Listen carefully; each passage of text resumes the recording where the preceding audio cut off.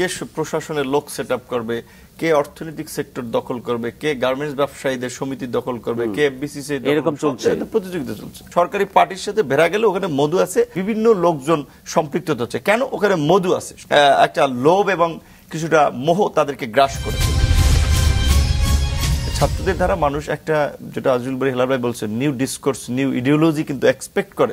এখন তারা যদি পুরানো ধারায়, বাংলাদেশে যেভাবে ক্ষমতায় থেকে অনেকে কিংস পার্টি তৈরি করেছে, সরকারের সুযোগ সুবিধা দিয়ে দুষ্ট লোকদেরকে, সমাজের অসৎ লোকদেরকে, বলা চলে আঞ্চলিক ভাষা বলে বাতিল মাল, সেগুলো পড়ে রয়েছে, সেগুলোকে টেনে এনেছে রাজনীতিতে, লাইমলাইটে জগজগা ফকফকা করে। এখন এই রকমের যেটা পরিস্থিতি তৈরি করতে চায় ছাত্ররা, সেটা কিন্তু পুরো জাতিকে হতাশ করবে। এখানে মুখ করছে, আমাদের সাথে আসলে গভর্নমেন্টের কোনো সম্পৃক্ততা নেই। আমাদের সাথে বৈষম্য বিরোধী যারা ছাত্র যারা আছেন, তাদের সাথে একটা আন্ডারস্ট্যান্ডিং এর জায়গা তৈরি হয়েছে, যেহেতু তারা আমাদের এই গণঅভ্যুত্থানের মেইন স্টেক হোল্ডার এবং যাদের ব্যানারে আসলে আমরা পুরো বাংলাদেশ আন্দোলনটা সংগঠিত করেছি। তো সেই জায়গা থেকে তাদের সাথে একটা আন্ডারস্ট্যান্ডিং এর জায়গা আছে। এবং সরকারের যে 3 জন উপদেষ্টা আছেন, যারা আসলে ছাত্র উপদেষ্টা আপনারা বলছেন, তো সেই জায়গা থেকে আমি মনে করি যে তারা তো আসলে পুরো গণসাধারণের ম্যান্ডেট নিয়ে এই গভর্নমেন্টের মধ্যে তারা ছিল বা আছেন। তো সেই জায়গা থেকে তাদেরকে নিয়ে যে প্রশ্নগুলো তোলা হচ্ছে বা তাদের সাথে যুক্ত করে আমাদেরকে নিয়ে যে প্রশ্ন তোলা হচ্ছে, সেটা আসলেই সম্পূর্ণ ভিত্তিহীন। আমরা তো এরকম কোনো জায়গায় দেখি না, বরঞ্চ এই টেম্পো স্ট্যান্ড দখল করা, টেন্ডারবাজি, বাজার সিন্ডিকেট মেনটেন করা, আগের যেই বলয়টা ছিল তারা তো ছিলই, তার সাথে নতুন করে ধরেন বর্তমানে যেসব রাজনৈতিক দলগুলো আছে, তারা সেই জায়গাগুলো দখল করছে। আপনি তথাকথিত যেই রাজনৈতিক দলগুলো আছে, বড় থেকে ছোট, তারা প্রত্যেকেই এই রেসের মধ্যে ঢুকে গিয়েছে এবং তারাই এই কাজগুলো করছে। এখানে বৈষম্য ছাত্র আন্দোলন বা জাতীয় নাগরিক কমিটি তো অ্যাটলিস্ট এই ব্যাপারগুলোর সাথে কোনোভাবে ইনভলভ না। এই প্রতিযোগিতা চলছে, কে এমপি হবে, কে ক্ষমতায় যাবে, কে প্রশাসনের লোক সেট আপ করবে, কে অর্থনৈতিক সেক্টর দখল করবে, কে গার্মেন্টস ব্যবসায়ীদের সমিতি দখল করবে, কে এফবিসিসি, এরকম চলছে, প্রতিযোগিতা চলছে সব জায়গায়। ভিতরে এর মধ্যে কি তাদের কোনো ইনভলভমেন্ট আছে? এই এখন সরকার চালাচ্ছে তো ছাত্ররা, এটা তো অলিখিত ভাবে মানে বলা না, লিখিত ভাবেই দেখা যাচ্ছে। স্বাভাবিকভাবেই গভর্নমেন্টে এখন সরকারের যারা বিশেষ করে জাতীয় নাগরিক কমিটি কিংবা বৈষম্য ছাত্র আন্দোলন, তাদের তো একটা প্রভাব রয়েছে, এটা তো অস্বীকার করা হয় নাই। সেই ক্ষেত্রে এখন আমার কথা ধরেন, এখন আপনি যে একটু বললেন যে বিভিন্ন জায়গা দখল, না আমার ধরেন প্রভাব, এখন আমার কথা কে শুনবে, কেন শুনবে? ধরেন ফার্স্ট হচ্ছে এই ছাত্র আন্দোলন, যারা বৈষম্য ছাত্র আন্দোলন কিংবা নাগরিক কমিটি আছে, তাদের কথা শুনবে। Secondly, BNP is the largest political party, main এই মুহূর্তে বলা চলে সরকার যদি অপোজিশন, তাদের কথা শুনতে পারে।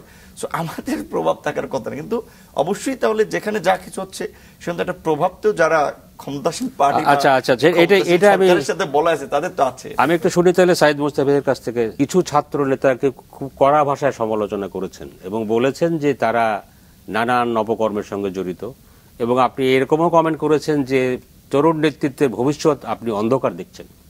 এটা আপনি কাদেরকে বলছেন?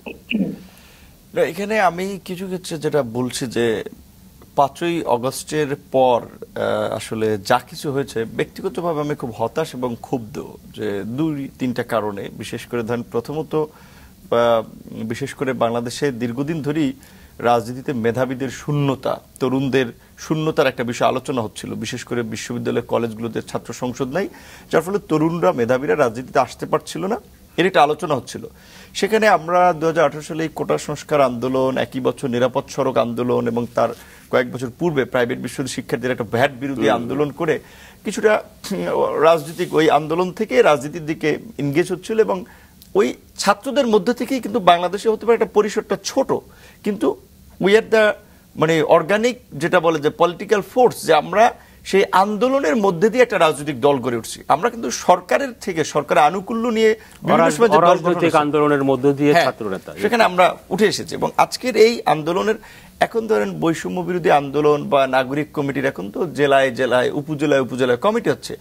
5ই আগস্টের পূর্বে বৈষম্য বিরোধী আন্দোলনের কোন উপজেলায় উপজেলায় কমিটি ছিল আপনি দেখেন, এমনকি কোন জেলায় জেলায় ওইভাবে আন্দোলন হয়েছে, যে কিছু কিছু জায়গায় আন্দোলন হয়েছে। কিন্তু এখন আন্দোলনের কমিটি আছে এবং এখন একটা ব্যাপক সার্কেল আছে, এবং সেখানে সরকারি থেকে বেসরকারি, আধা সরকারি বিভিন্ন লোকজন সম্পৃক্ত হচ্ছে। কেন? ওখানে মধু আছে। সরকারি পার্টির সাথে ভেড়া গেলে ওখানে মধু আছে, কাজে ওই একটা লোভ এবং কিছুটা মোহ তাদেরকে গ্রাস করেছে। তো এই যে মোহকেন্দ্রিক যে একটা বলয় তৈরি হচ্ছে বা পার্টি বা সংগঠন যদি তৈরি হয়, সেটা কিন্তু ইন ফিউচারে বাংলাদেশের জন্য কোনো ভালো দৃষ্টান্ত হবে না। সেই ক্ষেত্রে আমি বলছি যে এখানে সরাসরি তো আমার কলিগ ছিল, অনেকেই আমার সাথে কাজ করেছে, যারা রাজনীতি থেকে বিদায় নিয়েছে, কেউ চাকরি, কেউ দেশের বাইরে চলে গেছে।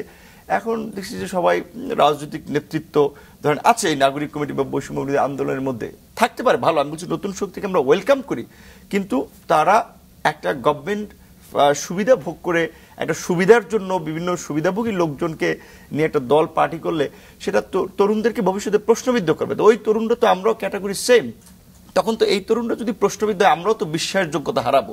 তো এই কারণে আমি বলছি যে এইভাবে যদি তরুণরা রাজনীতি করার চিন্তা ভাবনা করে এবং নীতি আদর্শ বিসর্জন দিয়ে, তাহলে সেই তরুণদের রাজনীতি অবশ্যই ভবিষ্যৎ অন্ধকার। সেখানে যদি আমিও সেই ক্যাটাগরিতে পড়ি, আমার তো পড়ার সুযোগ নাই, কারণ তো শেখ হাসিনার অধীনে তো চাইলে নির্বাচনে গিয়ে 28 বছর পরে একটাই বিপি হয়েছিল, অনেক ধরনের সুযোগ সুবিধা নিতে পারতাম, কিন্তু বিপরীতে তো আমরা খাইছি ছাত্রলীগের হাতে পিটানি আর মাইর।